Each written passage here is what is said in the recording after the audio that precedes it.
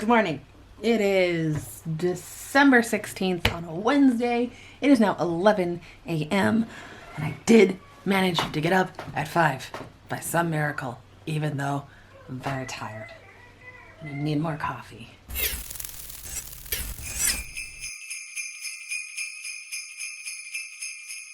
Poodling around doing our normal morning stuff, and today is a great day because it is day 7 of the Chloe Ting workout, which means it's a rest day, so I don't have to die doing the thing. But last night I did the advent calendar by myself because I was just too tired and sad and just all done with life. So I did that, and it was more jelly slugs, and they were both green. I think one of them was kiwi and the other one was pear, maybe. They were both very tasty, but I want to do this one now. This is the last one on the top row. Here we go. Oh, that's a butterscotch. Yep, butterscotch drop. Woo! I actually do like butterscotch. So because we don't have a whole heck ton of that stuff going on today, I am going to I gotta go take a shower because my hair is not great. I have to film another segment of Dumbledore's Big Plan and edit, do my rough cut because it is Wednesday, which means it is rough cut day for Storyline Saturday. So I'm gonna do my rough cut of that today. So that's what we're doing. It's gonna be kind of a lot, but we're gonna do it. That should probably be my face then. I kind of don't know what happened. It's 4 o'clock and I still need to do like all of the things. Haven't edited, haven't done anything other than we cleaned up the living room, and I'm probably gonna decorate the tree. So there might be some of that here in a second. But first, we must do our reaction to Dumbledore's Big Plan. So here we go. Oh, hello there. All right, we're gonna head right into Prisoner of Azkaban.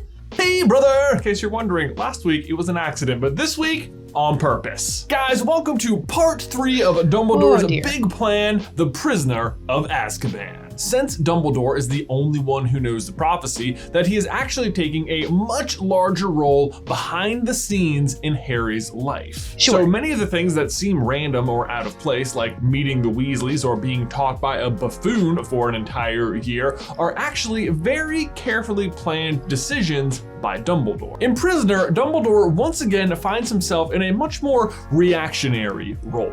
Okay, so I am gonna pause it here because I do have some thoughts before we get into Super Carlin Brothers' thoughts on this. And my main thought around Prisoner of Azkaban, and if you are operating under the assumption that yes, Dumbledore is running things behind the scenes, then there's a couple of things that don't quite add up for me personally, which is A, keeping Sirius Black in Azkaban. That doesn't track with me because one, he would have been, I would say, a safe-ish place for Harry to grow up with some supervision by Dumbledore, of course, which I'm sure he would have been monitoring him very closely at Grimmauld Place. And 2, why? Okay, so we excuse that completely. He's not raised by Sirius Black for many reasons. Maybe Dumbledore just didn't think that Sirius was serious.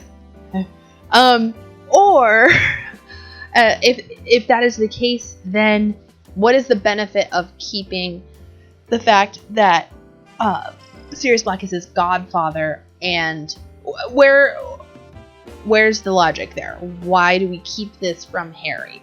Presumably, if you are trusting Harry to save the world at some point, then you would, at this point, since he has proven himself twice against Lord Voldemort, he should be able to prove himself against Sirius Black to keep himself safe. So if you trust him taking down a basilisk and recovering the Philosopher's Stone, a serial killer shouldn't exactly be a super big problem. Is that a stretch? All right, let's go. Whatever his original plans for Harry were that year now have to be adjusted based on the escape of Sirius Black. However, unlike in Chamber, Sirius escapes well before the beginning of the school year, so we can assume that most of the decisions Dumbledore makes are taking into account the fact that Sirius is at large and might be trying to kill Harry. also has no idea that James, Sirius, or Peter were animagus. He tells Harry, yes. "Last night Sirius told me all about how they became animagi," said Dumbledore, smiling. "An extraordinary achievement, not least keeping it quiet from me." Yeah. He was aware, though, that Lupin was a werewolf, and I do think that does come into play, but we'll talk about that later. For now, 100%. let's do this. Sure. But Jay, I hear you saying, doesn't the prophecy also say that only Voldemort can kill Harry? That either must die at the hand of the other, for neither can live while the other survives? Yes, it does say that, and this is a little bit tricky, but stick with me. This does not mean that Harry is simply invincible to all non-Voldemort related deaths. That he is somehow, Harry escapes a lot of times because Voldemort won't let anyone else kill him. Do nothing. He's mine to finish. The point is, but why though? Step one for Dumbledore to protect Harry is to take full advantage of the protection offered at number 4 Privet Drive. Okay, but I still have trouble with the fact that Dumbledore doesn't know that Sirius Black is innocent. I still struggle with that quite a bit. I harbor this high doubt in my mind that Dumbledore didn't send Sirius Black to Azkaban almost on purpose. Because there are simple checks that can be made from a wizard's wand to see what their last spell was when it was cast. I genuinely think that Dumbledore sent Sirius Black to Azkaban to sit and wait for his time, because one, if he was out and about, it would be very hard to contain and control him, because Sirius Black is a loose cannon, and you see this happening after he gets out of Azkaban. He's a loose cannon. He's hard to keep down. He's hard to keep controlling. The only reason he actually does maintain himself under house arrest for the longest time is because he's more interested in protecting Harry, which is a good motivation. And the only reason he breaks his house arrest is because Harry was tricked by Voldemort to go to the Ministry and rescue Sirius, who wasn't there. So Dumbledore knew that Harry and Sirius, from the get-go, could have been used against each other by Voldemort, and so it was in Dumbledore's best interest for Sirius Black to remain in prison, which is why he let him take the fall, because then he could hunt Peter Pettigrew on his own.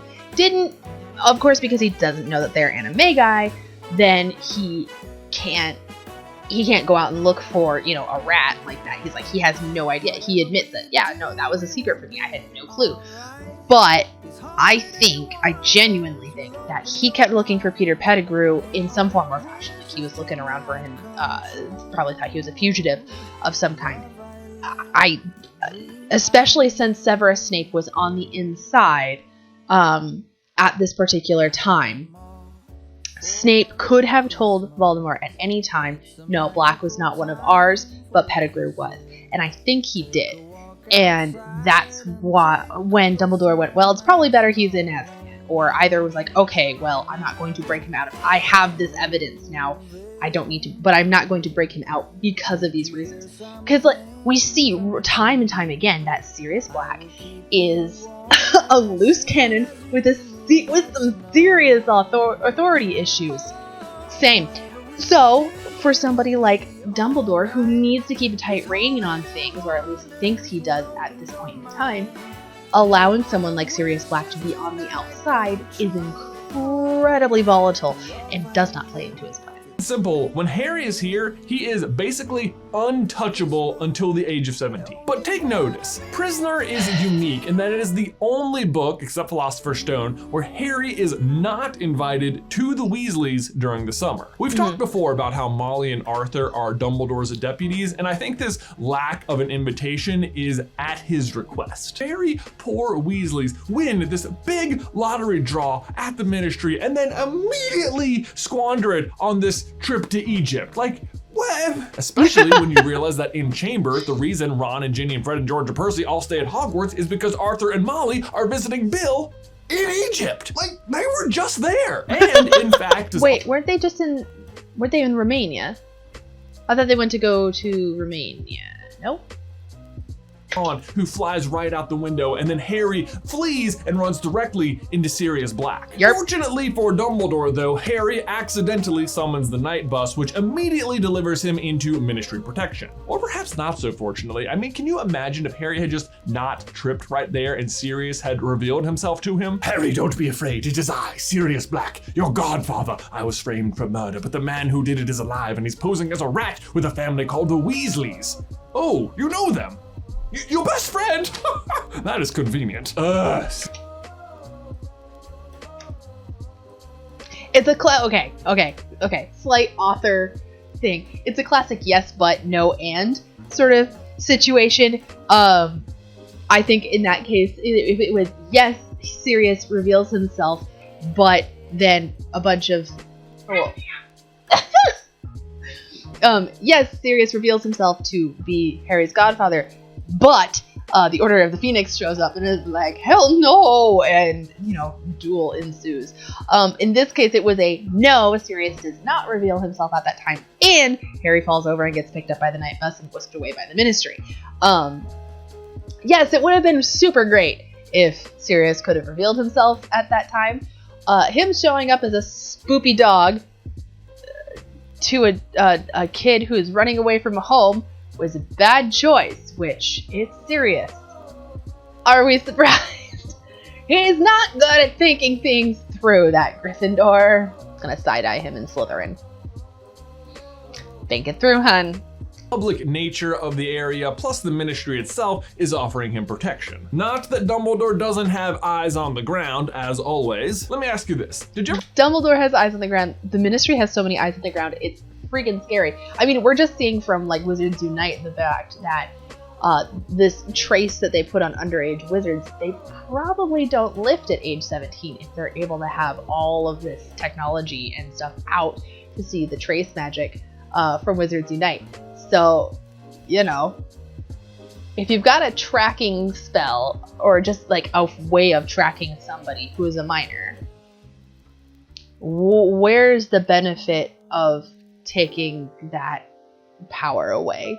There is no benefit other than like infringing on their rights, which also you shouldn't infringe on minors' rights. I'm just, they have rights to like privacy. So what's up, Fudge? At me. Ever think it was odd that Florian Fortescue kept giving Harry so many free sundaes during his lengthy stay at the Leaky Cauldron? Because that is not how you run a successful ice cream business. It might seem weird, except that it is a great way to keep an eye on Harry, because guess whose ancestor happened to be a headmaster at Hogwarts? One Florian Fortescue. Me and Allie to escort Harry to the platform where Mr. Weasley pulls Harry aside to deliver Dumbledore's next bit of instruction. He tells him specifically to not go looking for Black. Let's just run that again. He told a Gryffindor to not go look for trouble. No, that was intentional. That was calculated. He tells him this even though Fudge specifically told him not to. And if you're wondering why, if they both work for Dumbledore, Molly and Arthur were arguing about this the night before, well, it won't be the last time that Molly disagrees with Dumbledore about what's best for Harry to know. Then, of course, once Harry gets to school... Because Molly knows what's up. She's got that big old mama protective instinct, and she's just like, he can't save the world. He's 13. Hello? He's a baby. He's not supposed to save the world yet. He is baby. Don't make baby go to battle. No. I'm with Molly, honestly. Here, when Barty Crouch Jr. mentions the map to Dumbledore, he has no idea what he's talking about. The map that had almost ruined everything. Map? Said Dumbledore quickly. What map is this? Potter's map of Hogwarts. Potter saw me on it. Okay, so yeah, I think that would be too much. If Dumbledore, obviously Dumbledore does not know about the Marauders to begin with, and they made this map so they could perform their hijinks more successfully. So yes, he has no idea that such a map exists, and in fact, the very fact that it does exist punches a lot of holes in his plans, where he's like, oh, I could track all of these things, and also, somebody made a map of my school that tracks all my peeps. What the hell? He would probably burn that ish. At least in book 3, he would have burned that ish, like, on the spot. He'd been like, no. Too powerful a weapon. Bye. Learning what Harry sees when he comes face to face with a boggart is sort of the opposite of finding out what Harry saw in the mirror. A little bit, yeah. Sure. But the big giveaway that Dumbledore is actually the one behind the boggart lesson comes from Crimes of Grindelwald, where you can see Dumbledore teaching the exact same lesson. And come on, the boggart was found in a wardrobe in the staff room. Like, how random. The really great news for Dumbledore, though, is I think, yeah. Planting a boggart in the staff room, letting Lupin use it as a teaching tool to also find Harry's greatest fear. Sure, I could see Dumbledore pulling that 100%. Because if Dumbledore can get rid of Harry's biggest fear, then everything else, like you would think it would be Voldemort, but no, it's just fear itself, and Dementors are pretty freaking scary. So, as soon as Harry is armed with the weapon against his greatest fear, then Voldy ain't no thing, is not problem anymore. It is literally his very first suggestion for how to fight Voldemort is to not trust Dementors. And since he believes one Death Eater has already broken out, Okay, so that, I guess I had mulled that over super great. So the Ministry, upon snatching up all of these different Death Eaters and stuff like that, puts them in a place that is guarded by the very creatures that they were using to fight in the war. Logical? Let's be honest though, has the Ministry ever really made a lot of sense? About as much as a government organization can, I guess. If I seem a little low energy today, it's because I'm battling through a migraine, and we're almost there, but it hurts. And my back hurts. So the real lesson is this: saving innocent lives is more important than punishing guilty ones, even if that means the return of Voldemort. Okay, but again, like, and I totally agree that yes, this is the lesson he's trying to teach Harry all through this school year, 100%. And he's very, very resourceful. The way things line up is crazy. If you don't want Voldemort planning your wedding, you also don't want Dumbledore planning your wedding, because a lot of things just like happen at him. And just like, okay, we're just gonna roll with this now. Which is good. Being adaptive is not bad in these situations at all. There's a lot of factors that come into play here in order to make all these things happen. And Dumbledore is being, again, very reactionary. And I think he does take this year kind of just as it's happening at him. He was mostly just wanted, I think he mostly just wanted to find out what Harry's greatest fear was.